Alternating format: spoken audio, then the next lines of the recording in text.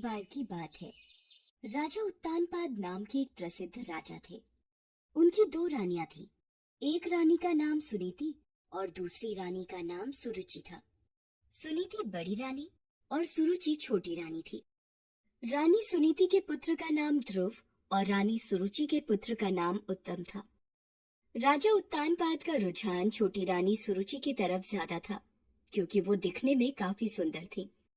लेकिन रानी सुरुचि अपनी सुंदरता पर काफी घमंड करती थी। वहीं बड़ी रानी सुनीति का स्वभाव सुरुचि से बिल्कुल अलग था। रानी सुनीति काफी शांत और समझदार स्वभाव की थी। राजा का सुरुचि की तरफ अधिक प्रेम देखते हुए रानी सुनीति दुखी रहती थी। इसलिए वो अपना ज्यादा से ज्यादा वक्त भगवान की पूजा अर्चना करते हुए बिताती थी। एक दिन, माँ, मुझे भी पिताजी महाराज की गोद में बैठना है।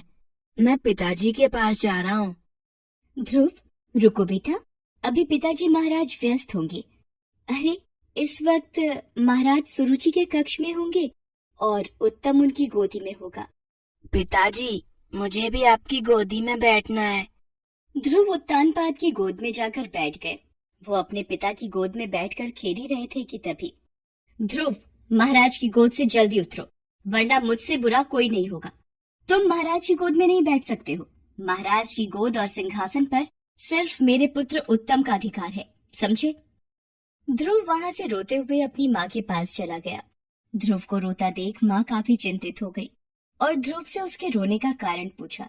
ध्रुव ने रोते हुए सारी बात बताई। माँ, छोटी माँ कहती है मैं पिताजी महाराज की गोद में नहीं बैठ सकता।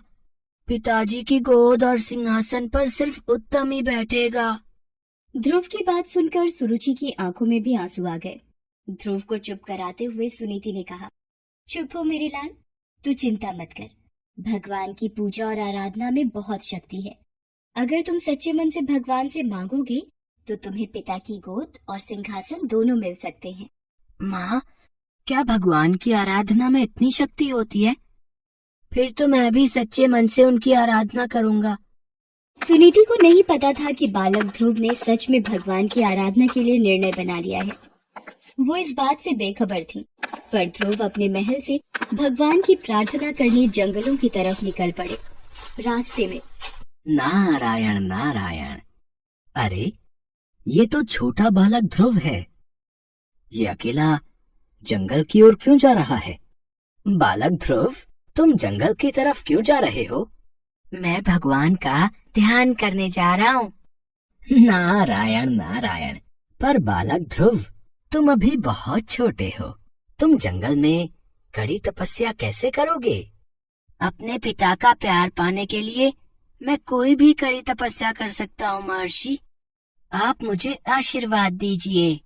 नारायण नारायण, ठीक है बालक, मैं तुम्हें एक मंत्र का जाप बताता हूँ। ओम नमो भगवते वासुदेवाय नमः। मंत्र का जाप करने से भगवान विष्णु तुम्हारी प्रार्थना जरूर सुनेंगे। बालक ध्रुव जंगल में जाकर ओम नमो भगवते वासुदेवाय मंत्र का जाप करने लगे। उधर नारद ने महाराज उत्तानपाद को ध्रुव के बारे में बताया। नारायण नारायण, हे महाराज, आपका पुत्र ध्रुव वन में घनघोर तपस्या के लिए चला गया है। मैंने उसे बहुत समझाया, पर वह नहीं माना। क्या पुत्र ध्रुव जंगल में तपस्या करने चला गया? पर क्यों? स्वामी, आपके पुत्र को ठेस पहुंची थी कि उसके पिता की गोद से वो क्यों उतार दिया गया। वो नादान मेरा लाल भगवान से अपने इस प्रश्न का उत्तर पूछने जंगल में गया है। मैं अपने पुत्र को वापस बुला लाऊंगा। नारायण नारायण, महाराज, ध्रुव प्रार्थना में डूब गया है और अब वो वापस नहीं आएगा। महाराज और महारानी निराश हो जाते हैं। उधर ध्रुव घोर तपस्या में लगा रहा। वो मंत्र का जाप करता रहा। ओम नमो भगवते वासुदेवाय। ओम नमो भगवते वासुदेवाय। कई दिन और महीने गुजर गए, लेकिन ध्रुव प्रार्थना करते रहे। आंधी तूफान बारिश से बेखबर थे, अपनी आराधना में लीन रहे। एक दिन, वत्स, आंखें खोलो। देखो, तुमने मुझसे मिलने की इच्छा रखी थी, अब मैं तुम्हारे सामने हूँ। अब तो लौट जाओ, तुम्हारे माता पिता तुम्हारी राह देख रहे हैं। नहीं वासुदेव, अभी मैं वापस नहीं जाऊंगा। अभी तो मुझे आपसे बहुत से प्रश्न पूछने हैं। अच्छा अच्छा, पूछो, क्या क्या पूछना है? मेरे पिताजी ने मुझे अपनी गोद से क्यों उतारा और छोटी माँ ने ये क्यों कहा कि मैं सिंहासन पर नहीं बैठूंगा? अरे अरे वत्स, एक साथ इतने सवाल। अच्छा बताओ, पहले किस सवाल का उत्तर दूं? मुझे मेरे पिताजी की गोद से क्यों उतारा गया? वत्स, इधर आओ, मेरे पास। थोड़ा और निकट आओ। आओ, मेरी गोद में बैठो। भगवान विष्णु ने बालक ध्रुव को अपनी गोद में बिठा लिया और जैसे ही भगवान विष्णु ने ध्रुव के मस्तक पर हाथ फेरा, एक चमक ध्रुव के शरीर पर पड़ी। स्वर्गलोक के सभी देवी देवता अद्भुत नजारा देखकर फूलों की वर्षा करने लगे। और कोई प्रश्न पूछना है वत्स? नहीं भगवान, मेरे मन में ज्ञान का प्रकाश जाग गया। अब जब मुझे आपकी गोद मिल गई, तो मुझे और किसी वस्तु की आवश्यकता नहीं। अब मैं आपकी गोद में ही रहूंगा। नहीं वत्स, अभी तो तुम्हें अपने माता पिता की सेवा करके एक पुत्र धर्म निभाना है। आगे चलकर एक ऐसा राजा बनना है जो सदैव न्याय के पक्ष में रहे, ताकि फिर कोई बालक अपने प्रश्न का उत्तर जानने मेरी खोज में यूं जंगलों में न भटके।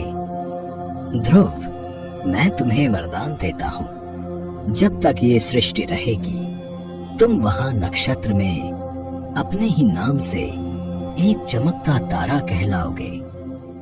लोग तुम्हें ध्रुव तारा कहकर तुम्हारी भक्ति को याद करेंगे। वत्स ध्रुव, ये सारा संसार मेरी ही संतान है।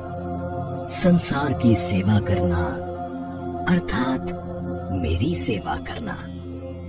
वत्स, जीवन की कर्म भूमि तुम्हें पुकार रही है।